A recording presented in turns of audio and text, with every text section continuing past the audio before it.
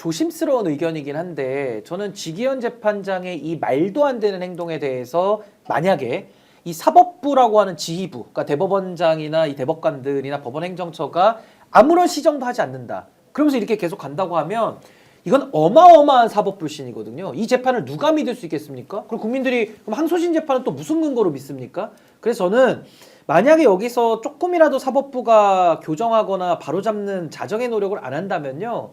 저는 12.3 내란특별법을 제정을 해야 된다고 봅니다. 네. 12.3 내란특별법을 제정을 하고 내란특별법 제정할 때 저는 뭐 지금 이상한 게 너무 많잖아요. 예를 들면 뭐 대통령 기록관에도 이상한 인사를 심어놔서 대통령 기록을 다 봉인한다든지, 그러니까 증거인멸을 하고 있는 거죠. 그래서 이런 부분에 대한 인사 조치도 포함을 하고, 뭐 자료 공개도 마찬가지로 해서 내란 우두머리에 관한 재판은 그럼 이건 내란 재판소를, 내란과 관련된 사건을 특별하게 재판하는 그럼 특별재판소를 하나 만들어야 되나, 이런 고민도 하게 되는 겁니다. 그러니까 우리가 지금까지는 제가 지금 얘기한 게 제도권에서는 통용되지 않던 얘기였어요. 왜냐하면 이런 일이 없었거든요. 근데 만약에 지기현 재판장의 이런 얼토당토하는 비이성적인 재판, 그리고 아주 부정의한 재판이 반복되고 사법부가 이를 시정하지 않는다면 왜 특검만 합니까? 검찰이 준사법기관인데 제대로 역할 못할 때 특검하지 않습니까? 그럼 이것도 사법부에 대해서 이 사건에 한해 가지고는 특별재판소를 만들자라는 의견도 나올 수밖에 없다. 이거는 사법부가 불신을 스스로 초래했기 때문에 저는 지금이라도 이런 식으로 여론이 흘러가는 걸 사법부가 원치 않는다면 바로 잡아야 되는 겁니다. 그까지 가지 않더라도, 물론 거기까지도 이제 나중에는 생각을 해야 되겠지만, 그까지 가지 않더라도 정말 말씀하신 것처럼 저는 국회에서 법원행정처장 불러서 지기현 판사에 대해서 뭐 일단 구속 취소한 거에 대해서도 징계 요구할 수 있지 않습니까? 징계 요구하고 또 촬영 허가하도록 강력하게 압박을 해야 된다, 이렇게 생각을 합니다. 지금 이제 그리고 하나만 또 추가하면, 예, 예. 그리고 이제 법무부나 검찰 쪽에서도 재판장에 대해서 기피 신청을 좀 하라고 또 압박을 넣어야 될 겁니다. 그러니까 국회에서 할 일은 법원행정처장도 불러서 당연히 이건 따져야 되는 것이고, 또 하나는 이제 검찰 쪽에 대해서도 재판장에 대해서 문제 제기를 하도록 그 여론몰이를 좀 해야 되는 것이고, 국민들은 사실은 그 지기현 재판장은 지금도 아마 고발이 돼 있는 걸로 제가 알고 있는데, 이 부분에 대해서는 의심이 되는 부분, 여기에 대해서 저는 공수처에다가 수사 의뢰도 좀 해야 되지 않을까, 그 생각까지 듭니다. 자, 이렇게 해서 본인 얼굴을 이제 공개한다. 자, 언론에 영상 촬영을 허용하는 상황이 온다고 봤을 때 지기현 부장판사가 지금 현재와 같이 일방적 편들기로 재판을 진행할 수 있겠습니까, 김민하 평론가? 뭐 편들기, 판사가 재판을 뭐 편들기를 할 수가 없겠죠. 예. 그리고 얼굴은 이미 알려졌습니다. 얼굴은 뭐 동네방네 다 떠돌아다니고 있고, 뭐 하다못해 나무위키를 찾아도 지기현의 얼굴은 나옵니다. 옛날에 네. 도전 골든벨에도 출연을 했어요, 이분이. 도전 네. 골든벨 뭐 이거 있잖아요, 이거 하는 거. 법원 특집편에 네. 출연을 했더라고요. 예, 이것도 있고 해가지고 얼굴은 전 국민이 다 알고 있습니다. 그래서 뭐 얼굴을, 그리고 뭐 법조인 대관 찾아도 나오고, 뭐 얼굴은 뭐 전 국민이 다 알 수 있습니다. 노력만 하면은. 뭐 그래서 얼굴은 뭐 그렇다 치는데, 제가 볼 때는 이분이 구속 취소해줄 때도 그렇고 잔머리가 좀 있어요. 이분이 잔머리가 있어서 재판을 공개했을 때 상황이 어떨 거라는 거를 아는 거예요. 이 양반이 알아서 윤석열 나와가지고 이렇게 할 줄 아는 거예요. 이 몇십 분 동안 떠들고, 예? 몇십 분 동안 떠들고, 그리고 그거에 대해서 난 제지 못하고, 나는 제지를 할 수가 없고, 그리고 저 변호인들 10명씩 있는데, 예? 이 변호인들이 이상하지 않습니까? 예? 하나같이 개몽됐다 그러고 다, 예? 이상한 얘기 할 거 아닙니까? 그럴 네. 거 아닙니까? 예.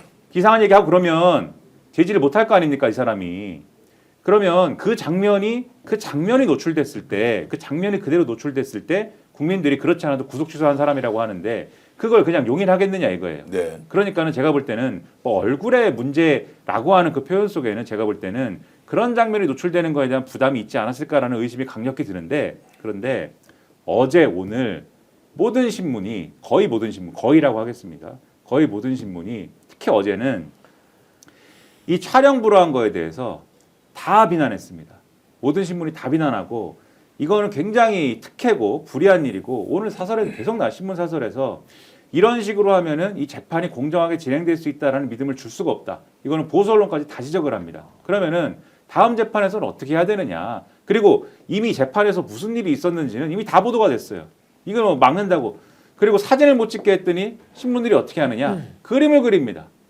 취재하러 들어갔잖아요. 그림 그려가지고 그 상황을 그림을 그려갖고 지금 보도를 했어요. 그러면은 어차피 뭐 이게 이미 이렇게 보도가 다 된다고 하면은 촬영을 불허하고 뭐 해가지고 얻을 수 있는 이득도 별로 없는 거지 않습니까? 네. 그래서 이제는 자기 말에 대한 알리바이를 만들어야죠. 내가 지난번에 촬영을 불허한 거는 지금 내가 얘기한 대로 절차적인 여러 가지 미스매치가 있어서 그런 거야. 그러니까는 이번에는 촬영을 허용을 한다. 촬영을 허용한다. 근데 이미 사전에 지금 주사를 맞았지 않습니까? 비유하는 겁니다. 주사를 맞았어요. 윤석열이 저러고 있고 윤석열이 이상한 자고 윤석열이 70 몇 분 동안 떠드는 79분 동안 떠드는 그런 상황이다라는 거에 대한 기사나 이런 것들 우리가 봤기 때문에 이미 주사를 맞았어요. 그것에 의해서. 그래서 그 다음부터의 재판의 쟁점은 그 우리가 보는 여론의 쟁점은 윤석열이 얼마나 이상한 말을 하느냐, 또 얼마나 고집을 부리느냐, 변호인들이 얼마나 이 법리와 상관없는 그러한 여론에 호소하는 그런 얘기들을 하느냐, 뭐 이런 걸 볼 거란 말이죠. 네. 그래서 아마도 지기현 판사는 거기서 재판 진행에 자기가 하는 뭐 이런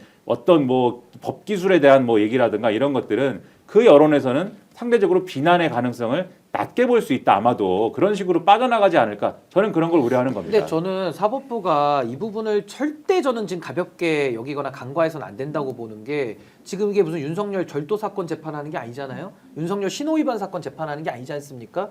단순 재판이 아니에요. 지금 이거는 내란 범죄, 대통령의 불소추 특권에도 적용되지 않는 국가를 흔드는 국헌문란의 범죄를 지금 저질러서 재판정에 가 있는 거거든요. 근데 이 내란 범죄를 재판하는데 가장 이례적이고 가장 편향적이고 가장 부정의한 재판을 지금 하고 있다라는 이 의혹. 여기에 대해서 사법부가 대응하지 않는다? 그럼 사법부 그냥 죽여달라는 얘기밖에 안 되는 거 아니겠습니까? 검찰이 그런 식으로 하다 이제 어떻게 됐습니까? 이제 거의 아마 거의 공중에 먼지처럼 흩어질 거거든요. 근데 사법부도 지금 그 길을 가는 거 아닙니까? 그러니까 저는 아직까지 우리 사법부에 대한 신뢰나 불신이 검찰만큼은 아니기 때문에 제가 하나의 경고를 하는 거고 여기에 대해서 사법부가 제대로 인식하고 정의를 세우겠다는 의지를 보이지 않고 오히려 직위원을 지키겠다라고 나오면요. 이제 국민과 이건 싸울 수밖에 없는 겁니다. 그래서 제가 이 내란 국면에서 참 우리 국민들이 힘들었거든요. 왜 힘들었냐? 권한 있고 책임 있는 자리에 있는 법조인들, 법을 배웠다라는 그 권한자들이 침묵했기 때문에 그렇습니다. 내란 국면에서 사법부를 지금 맡고 있다라는 조희대 대법원장, 이분 윤석열이 임명했거든요.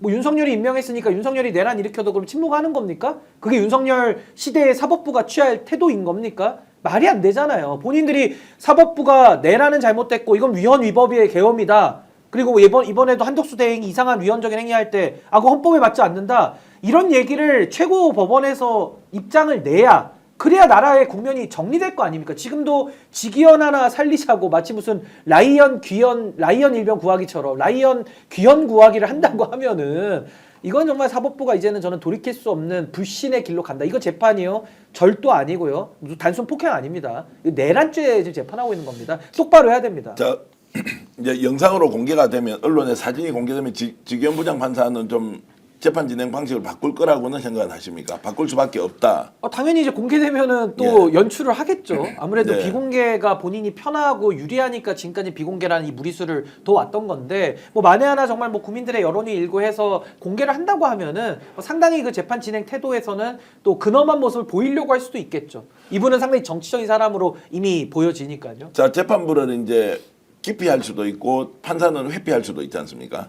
그러면 회피하지 않았다는 것. 그러면 검찰에서는 지금 재판부 바꾸라고 요구를 하라고 이제 우리 시민들은 많이 요구를 하지만 이제 검찰이 그럴 가능성이 거의 없다고 봐야 할 거고. 뭐 윤석열 재판부 바꿔달라고 할 일 없으면 스스로 회피도 하지 않았으니까 이 재판은 1심 선고까지 가져가겠다라고 볼 수 있는 거죠. 지금 현재도 만약에 직위원 판사가 하기 싫다 하면 재판 안 할 수도 그러니까 있습니다. 이제 지금을 바꾸는 방법은 뭐 회피나 기피 외에 뭐 대척 사유는 없을 테니까요. 지금은 어렵지만은 만약에 재판이 이제 불구속 상태로 진행이 된다면 이게 좀 장기화될 가능성은 있으니까 뭐 재판장에 대한 인사 교체를 통해서 바꿀 수는 있겠죠. 법원 내부에서 스스로. 그러니까 뭐 징계를 하거나 이건 또 별개의 문제라고 치더라도 사법부가 딱 봤을 때 이건 도저히 이 판사한테는 재판 맡길 수 없겠다라는 판단을 하면은 사법부가 나름의 자정 노력도 해야 되지 않겠습니까? 그러니까 모든 가용 가능한 수단들을 다 해서 사법부가 이거 바로잡지 않으면요. 사법부에게 준 법과 양심이라는 그 양심이 그럼 윤석열이 내란에 대해서 동조하거나 그 동조하는 재판장에 대해서 그 재판장을 동조하거나 그 수준으로 비춰지는 거기 때문에 저는 국민들이 용납할 수가 없다 저는 생각합니다. 재판 과정에서 윤석열은 지금 태도를 좀 바꿀 수 있다. 공개가 되면 이제 그때부터 좀 고분고분하고 국민들의 정서를 좀 읽고 재판을 성실하게 임한다. 이렇게 이제 매우 폭력적인 방식으로 재판장을 가르치거나 아니면 자기 주장을 일방적으로 이렇게 쏟아내는 방식을 바꿀 수 있다. 아니면 윤석열은 한 번도 바꾸지 않고 이대로 그냥 계속 갈 것이다. 어떻게 보십니까? 윤석열은 언제 뭐 그랬습니까? 그리고 지금 예. 윤석열이 한 얘기들을 보면은 헌법재판소에서 이미 다 깨진 얘기 아닙니까?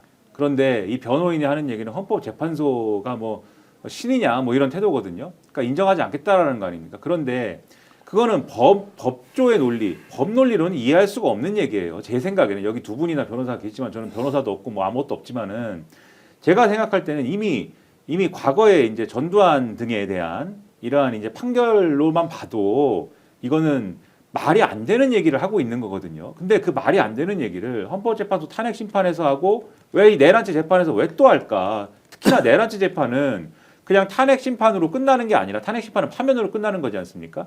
이거는 본인이 사형이나 무기징역 2개밖에 없는 거잖아요. 근데 여기서 왜 법적으로 의미가 사실은 없는 얘기에 가까운 얘기를 왜 또 할까? 저는 이 사람의 세계관은 이 법이라고 하는 재판 결과라고 하는 것도 결국은 여론에 달렸다라고 생각하는 게 아닌지 의심이 됩니다. 그러면은 지금 하고 있는 다 이 얘기가 누구를 향한 얘기냐? 자기를 지지하고 자기를 뒷받침해줘야 될 어떤 극우적인 사람들을 향한 메시지다. 저는 그렇게 생각이 되는 거거든요. 그러면은 이 재판을 여전히 그러한 어떤 여론을 호도하고 여론을 전파할 그런 수단으로 보고 있는 거 아니냐? 이런 전제를 놓고 보면은 판사가 누구든 판사가 어떤 행태를 보이든 그리고 밖에서 뭐 이 어떤 레거시 미디어나 또는 이런 유튜브에서 뭐라고 하든 사실은 자기가 메시지를 이 전달하고 싶은 사람들만 정확하게 받아들일 수 있으면 되는 거죠. 그러면 태도를 바꿀 이유가 전혀 없겠죠. 아 근데 저는 윤석열이 어제 그런 얘기했어요. 그래서 메시지 계엄이란 얘기하면서 계엄과 내란은 다르다 이런 논리를 폈거든요.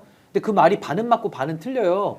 과거에도 다 친위 쿠데타 내지는 쿠데타 일으켰던 반란 세력들이 다 계엄이라는 걸 수단으로 쓴 겁니다. 그러니까 계엄은요 가치 중립적이어가지고 잘 쓰면은 좋은 칼인데 잘못 쓰면은 이제 사람을 죽이는 살상용 칼이 되는 거예요. 그러니까 계엄과 내란은 다르죠. 근데 거기에 대해서 지금 윤석열을 어떻게 평가할 것이냐. 근데 우리 형법에 보면요 내란죄의 구성 요건이 굉장히 간단합니다.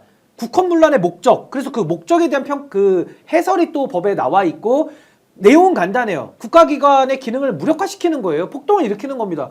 아니 그거 이상의 폭동이 어디 있습니까? 여의도 하늘에 헬기가 다 뜨고 국민들이 다 봤는데 그럼 국헌문란의 목적이라는 것은 헌법과 법률의 기능을 정지시키는 거거든요. 아 포고령 발령했잖아요 자기가. 그러니까 이거는 미수범도 처벌하고 선전선동 예비 음모 다 처벌하기 때문에 처벌을 안 할 길이 없어요. 그 처벌을 한다고 하면 내란죄는 우두머리는 사형과 무기징역밖에 없습니다.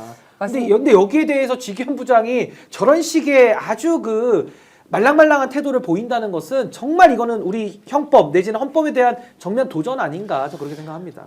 자, 그래서 오늘 이제 가장 중요한 이제 주제로 좀 넘어가 보겠습니다. 윤석열은 바뀌지 않는다.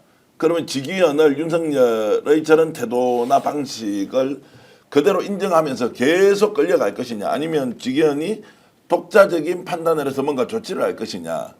제가 좀 정의를 하자면 지기현 부장판사는 지금 국민과 전쟁을 시작했다라고 저는 이제 보는 겁니다.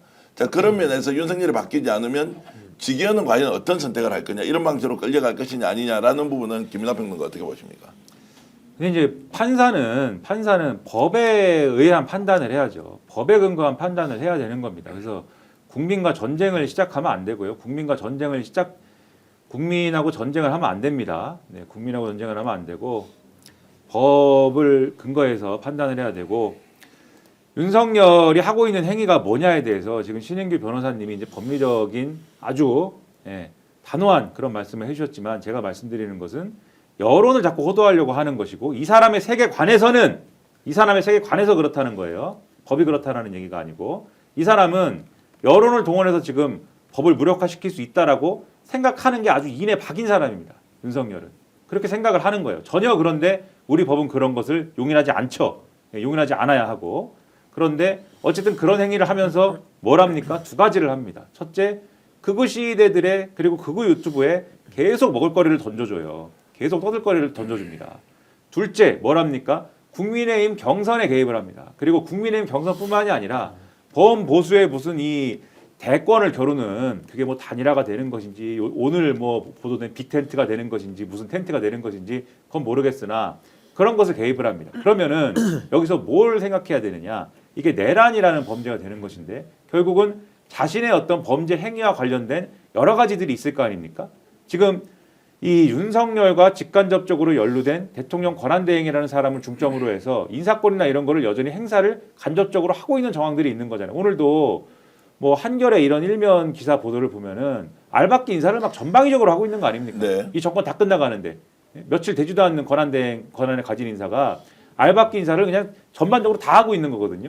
근데 그 알박기 인사를 통해서 하고 싶은 일 중에 하나는 지금 이 내란과 관련돼 있는 여러 가지 증거를 인멸하고 그리고 이러한 정황에 맞춰 가지고 쭉 이제 권력을 움직이게 하는 이런 것들을 하고 싶은 이런 의사가 실려 있는 거지 않습니까? 그럼 이런 것들을 총체적으로 봤을 때 윤석열이 지금 밖에 있어가지고 안전한 곳에 원래는 있어야 되는데 밖에 있어가지고 돌아다니면서 이러한 정치적 행위를 하고 발언을 하고 이러한 여러 가지를 하면서 사실상의 증거인멸 행위를 자꾸 추동을 하고 모색을 하고 이러한 것들을 하면 그러한 것들을 내버려 둬야 되겠느냐 이러한 문제 제기가 반드시 있을 수밖에 네. 없고 그러한 판단을 주체적으로 이 판사라는 사람이 해서 당연히 이 사람을 윤석열이라는 사람을 아주 안전한 곳으로 방범 창살이 아주 튼튼한 그러한 곳으로 무장 경력이 지키는 그러한 곳으로 옮겨줘야 되는 것이지 그러한 결단을 하지 않으면 안 된다 안 되게 될 것이다 저는 그렇게 주장을 자, 하는 겁니다. 그래서 저는 이제 이미 법리라는 것은 수단이 돼 있고 네. 이 사람이 법을 목적으로 이용한다면 활용하거나 또는 그것을 당연히 적용을 한다면 윤석열에 대해서 이렇게 하지 않을 것이고 이미 이제 정치적 게임이 됐다고 봤을 때 자, 윤석열 태도를 바꾸지 않는 거예요. 바꾸지 않았을 때 직위원이 지금 증거인멸을 계속 시도하고 있는 윤석열에 대해서 할 수 있는 조치는 없습니까? 직권으로 다시 구속을 할 수는 있죠. 그건 그런데 가능합니까? 예, 본인이 할 수는 있습니다만 네. 과연 그것을 할 것이냐가 문제인 건데요. 저는 앞으로 직위원의 태도가 좀 바뀔 수도 있다고 생각을 합니다. 네. 왜냐하면 윤석열이 저도 어저께 그 내용을 직접 보지는 못했지만 이제 언론 기사를 보고 그 폭력적으로 그 재판에 임하는 태도를 보면서 그리고 재판관을 무시하는 태도를 보면서 굉장히 놀랬었거든요.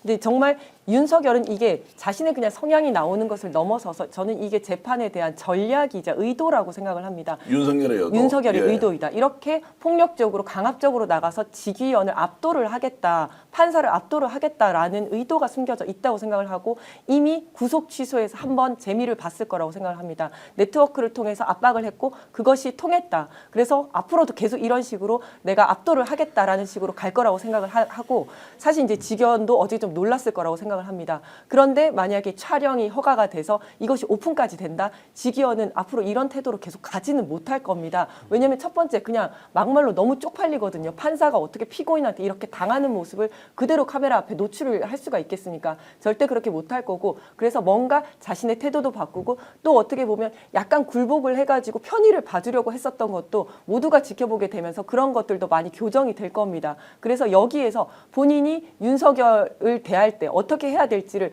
저는 조금 이제 생각을 바꾸지 않을까.